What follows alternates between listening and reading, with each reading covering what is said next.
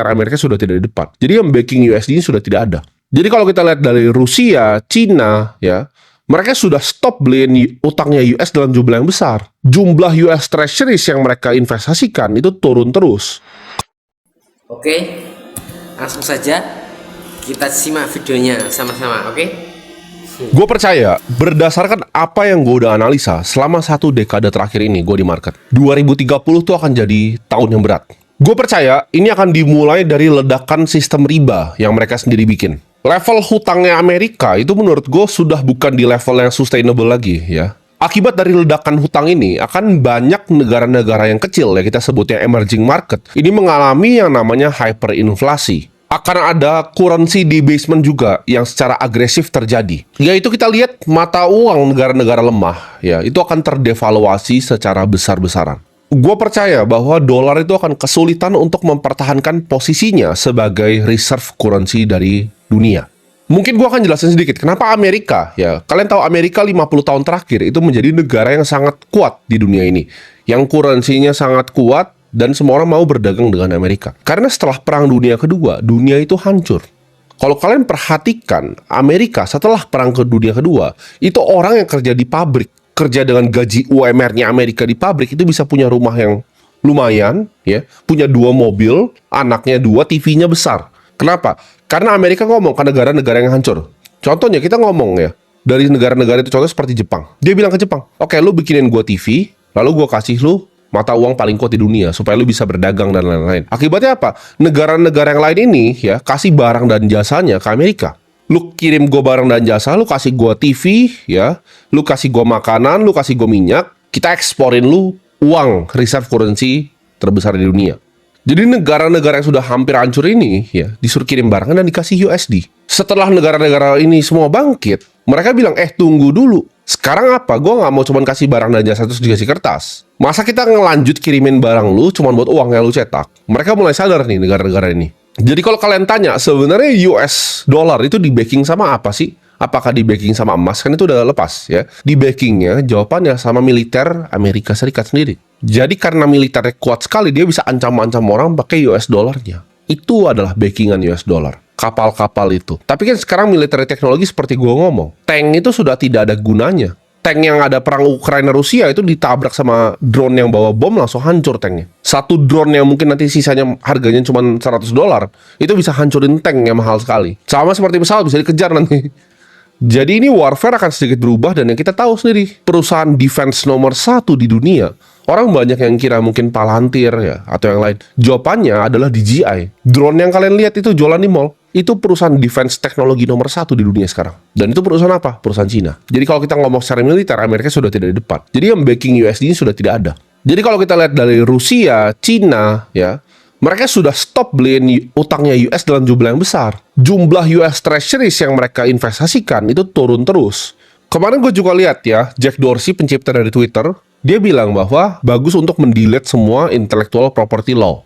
Ya, jadi hukum tentang intellectual property, kekayaan intelektual, itu harusnya dihapus. Karena era sekarang sudah tidak ada yang namanya kekayaan intelektual. Semuanya bisa dibikin oleh AI. Dan Elon Musk itu setuju dan banyak teknokrat yang lainnya yang setuju. Gua pun juga salah satu orang yang setuju. Dunia ini akan menjadi dunia baru, dunia yang berbeda. Kita akan lihat kejatuhan US itu dari US Treasury dulu. Kita bisa lihat juga unemployment rate yang nanti akan melonjak tinggi. Kenapa? Karena 40% ini data dari McKinsey akan digantikan di 2030 oleh artificial intelligence. Dedolarisasi itu akan terjadi juga ya. Dan negara-negara lain yang gue sebut tadi itu akan bangun. Gue kasih contoh aja ya, ini mungkin masih jauh sekali dan masih unlikely, tapi negara penghasil minyak terbesar seperti Saudi, ketika dia trade berubah dari USD jadi yuan, itu akan meledak US. Tapi itu unlikely untuk terjadi.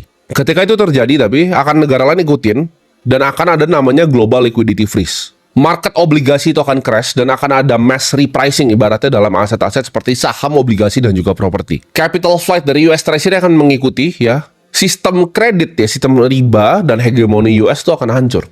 Dan ini akan meng-create panik yang luar biasa, widespread di seluruh dunia yang bikin orang nggak percaya sama bank sentral dan juga uang fiat. Nah, gue percaya ke depannya AGI ini akan mengubah semuanya. Menurut gue AGI akan hadir dalam antara 10-40 tahun lagi ya. Jadi AGI itu apa? AGI itu Artificial General Intelligence. Nah, bedanya apa antara AI yang ada sekarang dan AGI? Lu bayangin seperti ini. AI sekarang itu seperti kalkulator. Lu suruh 1 tambah 1 dia kasih keluar 2. Dia tidak bisa beneran mikir sendiri. Dia cuma bisa jawab pertanyaan yang lu lempar ke dia dan lakuin apa yang lu suruh ke dia. Ini makanya ada orang-orang bodoh yang kemarin gue bilang drone itu akan gantikan tentara. Mereka tidak paham yang gue bilang. Mereka bilang, oh nanti akan ada orang yang operasin drone-nya. Iya, itu sekarang bos. Itu sekarang. Kalau mungkin masih AI, ya itu mungkin masih ada orangnya. Tapi di saat AI ini sudah berubah jadi Artificial General Intelligence, kemampuan untuk belajar sendiri, dia bisa belajar musik, dia bisa belajar seni, dia bisa belajar berpikir seperti manusia. Itu jenderalnya pun pasti AGI bukan manusia, kan dia lebih jago pasti dari manusia. Dia bisa belajar main game sendiri, dia bisa belajar jadi lawyer sendiri, dia bisa belajar kendarain drone-nya sendiri. Dan ini sudah tidak dibutuhkan lagi manusia-manusia kebanyakan. Kalau sudah AGI, 99,9% manusia itu tidak dipakai lagi. Kalian harus paham bahwa revolusi besar dalam dunia ini itu selalu dalam 2 format. Yang satu kepintaran dan kedua adalah uang. Kepintaran itu apa? Revolusi yang pertama tentang kepintaran itu di saat ditemukannya writing, nulis. Orang bisa share pemikirannya. Itu adalah revolusi kepintaran. Printing press, ketika gampang informasi disebar. Itu revolusi kepintaran. Orang bisa nulis, orang bisa bikin buku, orang bisa simpan ilmu, orang bisa bagikan ilmu ke orang lain, bisa bagikan distribusi dalam jumlah yang besar. Internet juga distribusi kepintaran, kalian jangan salah. Revolusi paling besar manusia itu selalu 2. Revolusi kepintaran dan revolusi uang. Dan ini di depan mata kita dua-duanya nih. Revolusi uang itu cryptocurrency dan revolusi kepintaran itu artificial intelligence. Gue percaya mungkin di kehidupan gue masih lama ya AGI ini muncul. Tapi kalau gue sebut ASI ya, artificial super intelligence, ini cepat sekali teman-teman. Gue adalah pengguna ChatGPT dari beta masih 2022. Gue pelajarin language model semuanya secara detail. Tapi yang fakta yang unik adalah GPT yang sekarang itu canggih sekali dibanding 2 tahun lalu. Canggih sekali. Perubahannya lebih jauh dibanding Nokia ya ke iPhone. Menurut gue, GPT yang gue pakai sekarang dan 2 tahun lalu itu lebih iPhone paling baru ke Nokia yang paling tua, yang paling butut. Lompatannya segitu jauh. Gue nggak tahu nih lompatan yang kedepannya akan seperti apa. Tapi menurut gue kalau super intelligence mungkin dalam 5 tahun lagi. GDP negara besar menurut gue konsumsinya ini akan menurun ya. Akibat pekerjaan itu 40% digantikan dengan AI. Akan ada deflasi GDP negara-negara besar dan juga kontraksi kredit akibat AI ini. Gue nggak ngasal ngomong, kemungkinan ini semua terjadi di 2030 tuh nggak rendah-rendah amat. Ada probability-nya bahwa 2030 ini akan ada kehancuran. ChatGPT sekarang ya, kalau lu ambil satu orang, contoh misal di kantor gue, itu menurut gue itu 100.000 kali lebih pintar dibanding orang yang lu ambil di sini. Gue tuh akhirnya punya teman tandem untuk ngomong ya, yang level intelektualnya sama. Dan ini bahayanya apa? Ini akan bikin gap intelektual. Contoh kameramen gue yang di sini ya pakai AI dan gue yang pakai. Itu akan beda sekali ya. Outputnya gua, input yang dikasih sama dia, itu akan sangat berbeda. Karena AI ini makin pintar lu sebagai seorang manusia, dia akan makin ngasih jawaban yang lebih bagus lagi. Jadi ini never ending improvement cycle untuk orang-orang tertentu. Dan ini akan bikin gap yang namanya knowledge. Dulu kan gapnya cuma capital ya. Gue orang kaya sekali, gue bisa invest sana sini. Lu orang miskin, lu gak bisa invest sana sini. Sekarang gue orang pintar, gue orang kaya, gue pakai AI untuk mikir dan gue pakai capital gue untuk deploy ke tempat-tempat yang bisa gue tanya AI-nya di mana. Dan ini udah real ya. Ini udah happen di depan mata lu semua. Gue lebih baik lu ambil semua karyawan gue, lu pecat semua karyawan gue dibanding gue nggak bisa pakai AI lagi sekarang. Karena itu teman gue untuk bikin decision making lebih penting dari semua karyawan gue. Gimana nanti? Sekarang menurut gue udah 100.000 kali lipat lebih efisien dibanding manusia biasa. Artificial super intelligence itu kan 1 juta kali lebih efisien. Dan di saat itu sudah terjadi, ini kita akan lihat dunia yang sangat berbeda. Mungkin ya, kedepannya barang itu bisa jadi murah. Ini gue ngomong positif dulu. Gue bilang barang akan jadi murah. Karena efisiensi mengerjakan suatu barang akan berbeda. Contoh, baju handmade tunik zaman dulu ya. Zaman raja-raja zaman dulu. Itu butuh 1 tahun kerja lu untuk bisa beli. Sekarang lu di Zara, lu ke toko lu bisa beli. Kenapa? Karena biaya produksinya makin rendah. Kedepannya kalau AI udah canggih sekali, semua barang dan jasa itu akan jadi murah sekali justru. Manusia harusnya makin sejahtera. Tapi kan gue tahu banget manusia sifatnya apa? Serakah. Ya, tukang iri, greedy, serakah semuanya. Fear, takut. Apa yang akan disebabkan kalau misalnya ini bikin semuanya jadi murah? Ada orang-orang tertentu yang nggak mau itu terjadi. Akhirnya manusia-manusia yang nggak penting ini akan disingkirkan nanti ke samping. Kalau lu lihat di Cina ya, robot itu udah ngelipetin handuk ya. Jadi handuk di Cina di hotel itu udah bukan manusia yang lipat. Itu sudah robot semua. Nggak usah jauh-jauh, lu makan di Haidilao aja nganter kadang udah robot kan. Itu tinggal masih ada manusia yang ngambilin aja. Nextnya robotnya humanoid, dia taruh sendiri. Orang baru lihat AI itu cuman gantiin coder ya, cuman gantiin marketer, cuman gantiin ilustrator. Ada yang bahkan bilang juga, oh enggak, AI nggak bakal gantiin coding. Coba deh lu lihat ya, batch paling baru di Y Combinator itu banyak yang programmernya nol, founder yang nggak bisa programming bahkan. Gue paham lu harus ngerti basic logiknya juga karena gue juga bisa programming. Cuman jawabannya adalah ke depan ketika ini udah super intelligence lu udah nggak butuh lagi gitu. Argumen programmer sekarang kan kalau ntar ada bagi ntar siapa yang benerin ya programmer. Ya itu sekarang bos. Sama seperti marketer, masih kita yang implementasikan AI sebagai alat bukan menggantikan, lu goblok banget gitu. Lu bahkan belum tahu cara pakainya. Lu kalau tahu bahkan yang sekarang aja cara pakai yang kayak gue yang pakai, lu nggak akan bilang itu lu membantu implementasikan, lu digantiin. Nanti di seluruh rumah lu itu akan ada pembantu robot, ada PT robot, semuanya robot. Nah sekarang pertanyaannya kalau kita udah tahu ini semua, lalu solusinya apa? Gue belajar dari, ya ini mentor gue yang jauh, yang gue gak pernah sempat ketemu tapi sudah meninggal, yaitu Charlie Munger. Charlie Munger selalu ngajarin gue. Dari semua yang dia ngomong di depan itu, dia selalu ngajarin invert, invert, invert. Pikir kebalik, pikir kebalik, pikir kebalik. Ini kan kita lihat nih, ke depan ada krisis ya. Kita harus lihat secara sistematis. Nah, kita gimana cara invert pemikiran ini? Gue kasih contoh ya, maksudnya invert itu apa? Lu punya restoran nih. Gimana caranya restoran lu bangkrut? Lu mau restoran sukses, lu mikir gimana caranya restoran lu bangkrut. Oke, cara pertama restoran bangkrut itu apa? Makanannya nggak enak. Kedua, servisnya, coba aja staff lu maki-maki semua customer lu yang masuk. Itu gue yakin dalam 2 minggu restoran lu bangkrut. Nah, lu udah tahu kan? 2 ini yang bikin bakal bangkrut dalam 2 minggu. Jadi apa yang harus dilakukan? Adalah bikin makanan yang paling enak dan customer service yang paling lama. Itu ada konsep pikir invert, ini gue selalu pakai. Bahkan di matematika, di semua ini selalu gue pakai. Cara pikir kebalik. Lu cari potensi masalahnya, lu pikir kebalik, nah lu selamat. Nah, menurut gue, cara pertama adalah lu harus potong semua noise dari yang masuk ke otak lu, ya. Lu hapus semua media-media propaganda, lu jangan pernah nonton TV lagi. Virus yang paling berbahaya nanti dekat-dekat ke 2030 bukanlah virus yang bikin lu sakit fisik, tapi virus yang masuk ke mental kepala lu. Propaganda, ya, dan manipulasi media internasional. Potong otak lu dari semua konten gak penting. Setiap hari lu coba belajar hal baru yang bagus. Coba lu bikin notes setiap hari, lu catat ya. Pengetahuan lu setiap hari nambahnya di mana. Lu tanya gitu semuanya setiap hari. Jangan lu telan mentah-mentah semua informasi yang lu dapat. Lu belajar ya, Austrian Economics itu apa? Sistem ekonomi yang seharusnya terjadi di dunia itu seperti apa? Free market yang benar itu seperti apa? Lu harus ikuti yang namanya kebenaran, bukan ikuti sekedar tren. Kalau lu mau hancur ya lu dengerin terus media propaganda, lu dengerin terus. Ada demo di sini lu ikut, itu lu ikutin terus, lu akan hancur hidupnya. Apalagi ketika nanti gue bilang tadi, ya kan? Hegemoni US ini mungkin goyang nih, sistem kreditnya goyang nih. Apa sih yang kita harus lakuin kalau sistem kreditnya goyang? Mata uang negara-negara lemah itu akan apa? Devaluasi. Akan ada hyperinflasi. Turki mungkin meledak nanti negaranya. Argentina mungkin meledak negaranya. Nah, kalau lu jadi orang yang tinggal di Argentina atau tinggal di Turki akan ngapain? Gua nggak bisa ngomongin di sini ya, lu nilai aja sendiri. Orang udah mulai lari-lari di mall beli emas. Lu mungkin ketawa kan dilihat itu. Tapi suatu saat 2030 ada yang terjadi. Mereka itu at least masih punya uangnya sendiri, tapi mereka mungkin bisa ditodong orang di rumahnya, dirampok emasnya.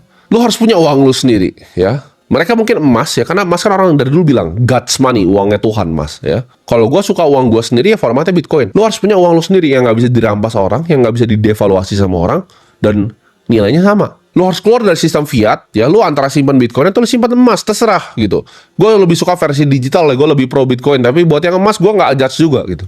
Lu juga harus punya visi ya, akan di dunia ini apa sih lu dilahirkan di sini untuk kerjain gitu. Kalau lu tanya apakah gue cuma di sini untuk uang, kalau cuma untuk uang ya gue kasih tahu dari 3 tahun lalu gue udah bisa hidup sangat nyaman, gue udah pensiun, gue udah selesai. Gue di sini karena gue masih mau ingetin orang-orang kayak lu semua gitu. Duit itu udah gak ada artinya untuk orang seperti gue. Gue cuma pengen bikin dunia ini jadi sedikit lebih baik. Karena gue beneran kasihan lihat teman gue tuh yang teman SMA gue sendiri ya, personal trainer, lumayan duitnya ya, puluhan bahkan sebulan sampai bisa ratusan juta. Cuma ngajarin personal trainer, terus dia ngambil endorse ya kan dari brand-brand. Tapi dia setiap kali nongkrong sama gue, setiap ngopi sama gue nanya, Tim, ini gue harus investasi kemana? Gue harus investasi kemana? Itu menurut gue ada yang salah sama sistemnya. Dia tanya Bitcoin entry-nya harga sini bos. Lu ngajar fitness aja gitu. Harusnya lu dibayar pakai sesuatu yang tidak pernah kena devaluasi lagi. Gue percaya kalau sistem moneter di dunia ini fair, dunia akan jadi lebih baik. Jadi lu pilih satu cost yang lu pengen kejar pakai nyawa lu, dan lu siap di sana. Kalau lu tanya gue, apa sih satu cost di dunia ini yang gue siap mati adalah benerin sistem moneter ini. Karena dari dulu gue udah kena, gue korbannya gitu. Gue korbannya yang keluar dari sistem ini. 2030 tuh nggak akan jadi kehancuran untuk kalian yang dengerin omongan gue ini. 2030 tuh akan jadi great reset untuk mereka yang goblok. Mereka yang ngata-ngatain gue yang ngapain beli emas, ngapain beli Bitcoin. Ini 2030 bakal mati nih. Di saat gue bilang tadi ada masif aset repricing dari saham, obligasi, dan properti, ini mati nih semua ini nanti.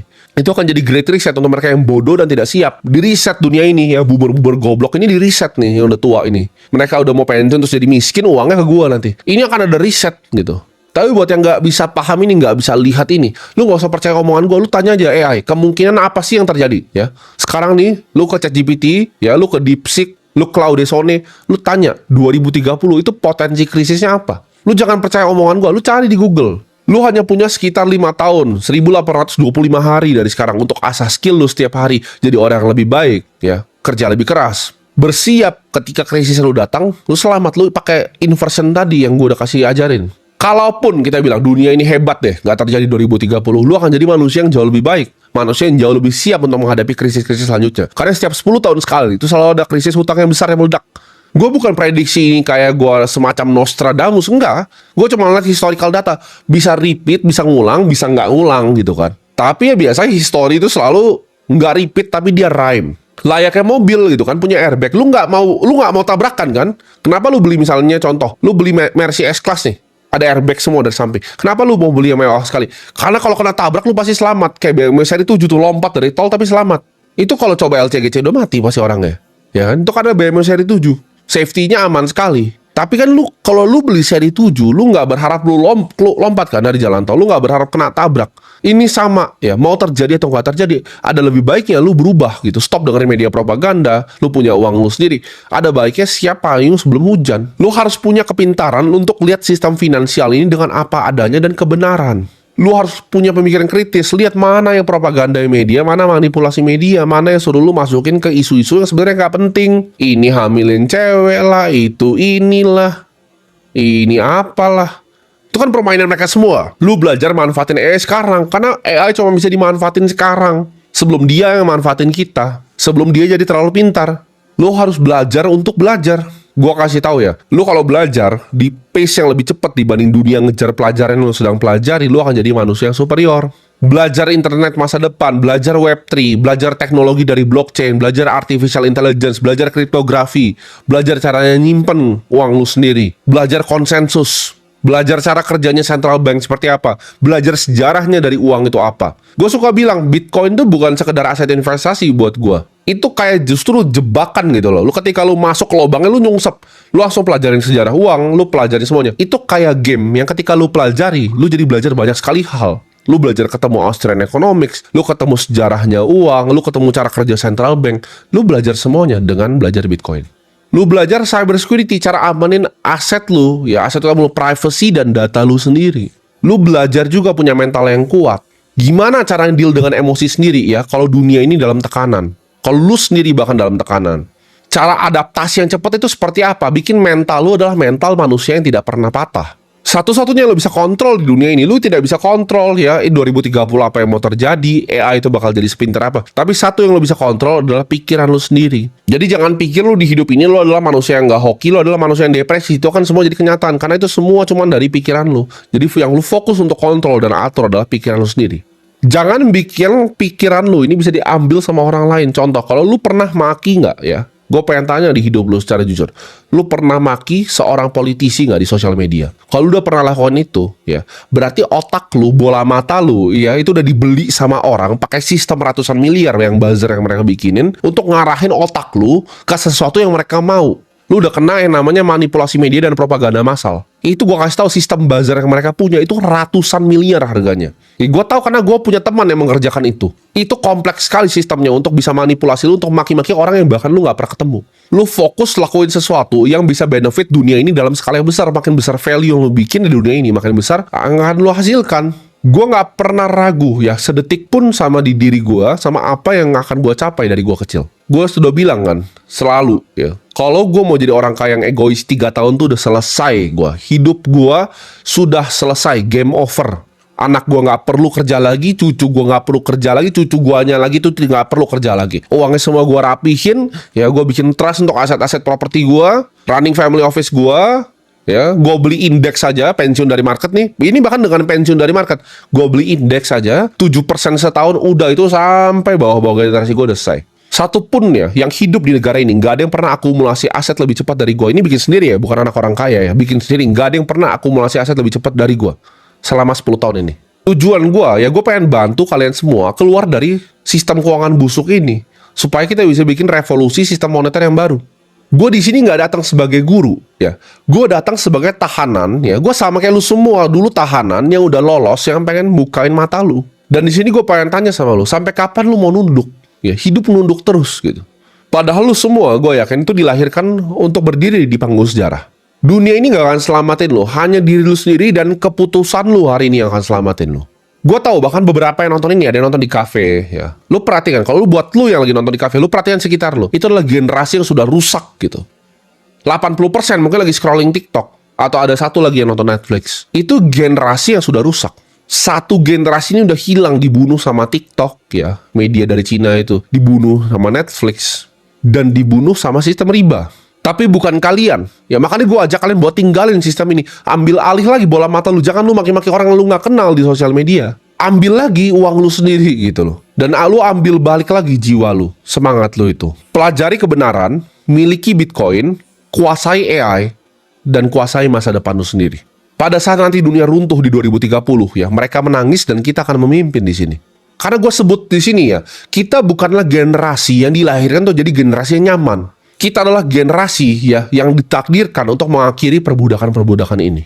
Dunia itu sedang menunggu ya nama-nama kalian nanti ditulis di sejarah. Dan ini ya, ini semua adalah awal